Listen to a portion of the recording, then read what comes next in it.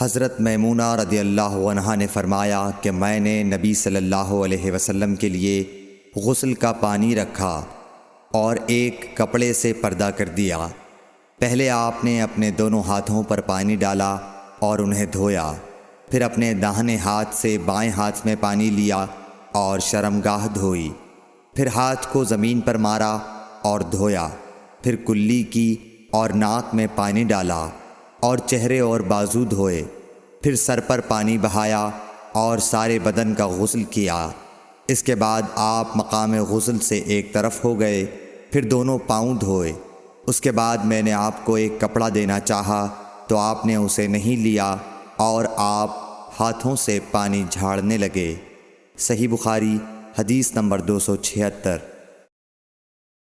حضرت عائشہ رضی اللہ تعالی عنہا نے فرمایا کہ ہم ازواج مطہرات میں سے کسی کو اگر جنابت لاحق ہوتی تو وہ ہاتھوں میں پانی لے کر سر پر 3 مرتبہ ڈالتیں، پھر ہاتھ میں پانی لے کر سر کے داہنے حصے کا غسل کرتیں اور دوسرے ہاتھ سے بائیں حصے کا غسل کرتیں۔ صحیح بخاری حدیث نمبر 277۔ نبی کریم صلی اللہ علیہ وسلم نے فرمایا، بنی اسرائیل ننگے ہو کر اس طرح نہاتے تھے کہ ایک شخص دوسرے کو دیکھتا، لیکن حضرت موسیٰ تنہا پردے سے غسل فرماتے۔ اس پر انہوں نے کہا کہ بخدا موسیٰ کو ہمارے ساتھ غسل کرنے میں صرف یہ چیز مانے ہے کہ آپ کے خصیے بڑھے ہوئے ہیں۔ ایک مرتبہ موسیٰ علیہ السلام غسل کرنے لگے اور آپ نے کپڑوں کو ایک پتھر پر رکھ دیا، اتنے میں پتھر کپڑوں کو لے بھاگا اور موسیٰ بھی اس کے پیچھے بڑی تیزی سے دوڑے۔ آپ کہتے جاتے تھے، اے پتھر میرا کپڑا دے، اے پتھر میرا کپڑا دے۔ اس عرصے میں بنی اسرائیل نے موسیٰ علیہ السلام کو ننگا دیکھ لیا اور کہنے لگے کہ بخدا موسیٰ کو کوئی بیماری نہیں، اور موسیٰ علیہ السلام نے کپڑا لیا اور پتھر کو مارنے لگے۔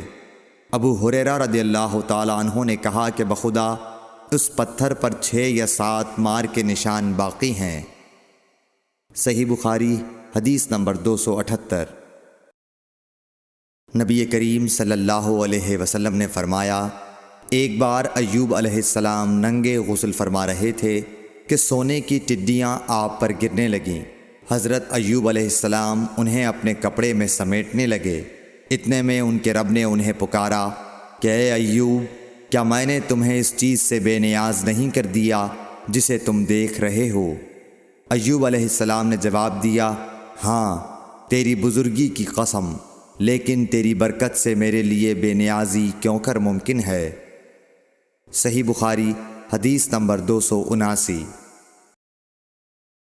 ام ہانی بنت ابی طالب کو یہ کہتے سنا کہ میں فتح مکہ کے دن رسول اللہ صلی اللہ علیہ وسلم کی خدمت میں حاضر ہوئی تو میں نے دیکھا کہ آپ غسل فرما رہے ہیں اور فاطمہ رضی اللہ تعالی عنہ نے پردہ کر رکھا ہے۔ نبی اکرم صلی اللہ علیہ وسلم نے پوچھا، یہ کون ہیں؟ میں نے عرض کیا کہ میں ام ہانی ہوں۔ صحیح بخاری حدیث نمبر 280۔